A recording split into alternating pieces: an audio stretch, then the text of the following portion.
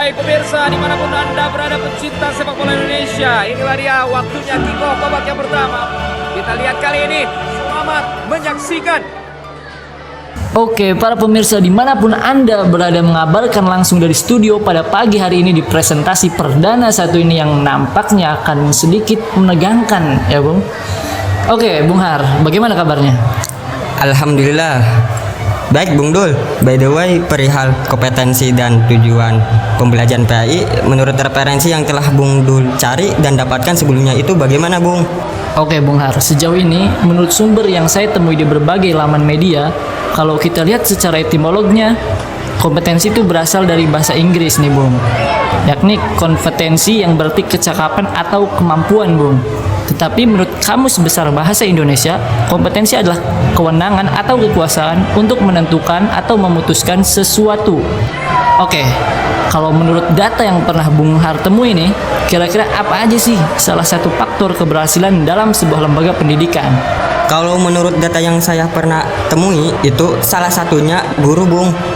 Oh, kenapa begitu Bung? Sebab guru merupakan kunci keberhasilan sebuah lembaga pendidikan.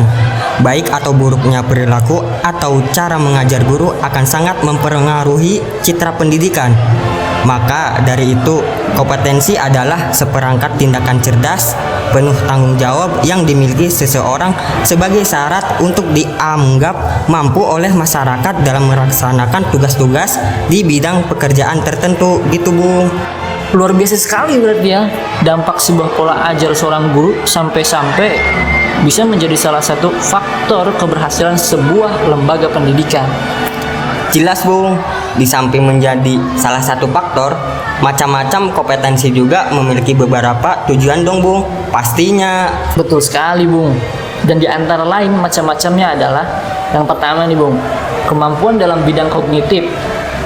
Lalu yang kedua, pemahaman understanding, yaitu kedalaman pengetahuan yang dimiliki setiap individu. Yang ketiga nih, skill.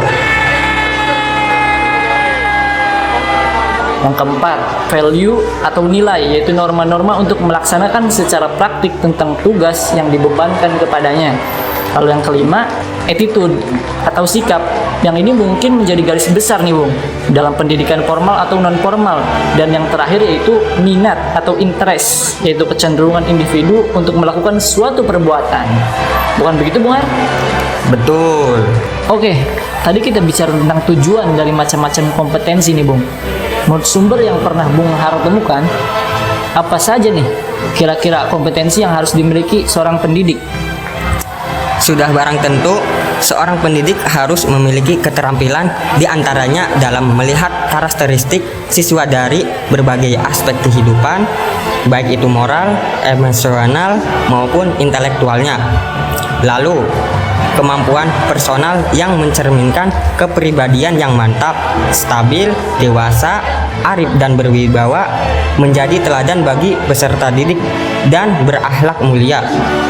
Juga yang lain seperti penguasaan materi pembelajaran secara meluas dan mendalam atau profesionalisme. Dan yang terakhir nih Bung, yaitu kemampuan guru untuk berkomunikasi dan bergaul secara efektif dengan peserta didik, sesama pendidik, tenaga kependidikan, orang tua atau wali, peserta didik, dan masyarakat sekitar. Banyak juga ternyata. Dan barangkali inilah yang mungkin menjadi tanggung jawab besar sebagai seorang guru. Ya, walaupun upahnya tak seberapa tapi manfaatnya luar biasa. Guru juga harus dong memiliki tujuan dan rencana yang hebat untuk mewujudkan pendidikan yang berkualitas. Betul, tujuan sudah sepantasnya menjadi pegangan menurut saya Bung. Dan bukan hanya untuk pendidik, tetapi juga untuk peserta dan konsumen pendidikan tentunya. Cocok itu Bung. Tapi tidak lain dan tidak bukan, tujuan pendidikan Islam juga memiliki peran penting pastinya Bung. Di antaranya nih, yang pertama, memahami pengertian asas pendidikan agama Islam. Yang kedua yakni menumbuhkan keimanan dan ketakwaan kepada Allah Subhanahu wa taala, menerapkan nilai-nilai iman dan ketakwaan dalam kehidupan. Yang ketiga, mengembangkan akhlak mulia, mempraktekkan akhlak mulia dalam kehidupan sehari-hari. Yang keempat, meningkatkan pengetahuan tentang agama Islam, mempelajari dasar-dasar ilmu fikih, memahami sejarah Islam dan budaya Islam. Dan yang terakhir, menumbuhkan sikap toleransi dan kerukunan antar umat beragama. Oke, sampai sini bisa gua ambil kesimpulan berarti nih bahwa tujuan pendidikan Islam ada sebagai sarana membentuk peserta didik menjadi muslim yang beriman, bertakwa, dan berakhlak mulia. Tujuan ini dapat dicapai melalui berbagai kegiatan pembelajaran yang dirancang dan dilaksanakan secara sistematis dan berkelanjutan. Betul itu, Bung. Oke, barangkali itu bincang-bincang kita pada pagi hari ini nih, Bung. Terima kasih banyak untuk para pemirsa yang setia menyaksikan. Sampai jumpa lagi di kesempatan lain. Kalau ada sumur di ladang, boleh kita menumpang mandi. Kalau ada umur panjang, bolehlah kita mandi lagi. Oke. Kami pamit undur diri.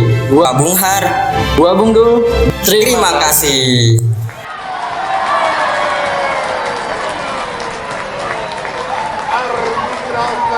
En de spelers die jullie bedankt. Ook die dames en heren, jongens en meisjes. Bedankt voor de fantastische ondersteuning van het elftal.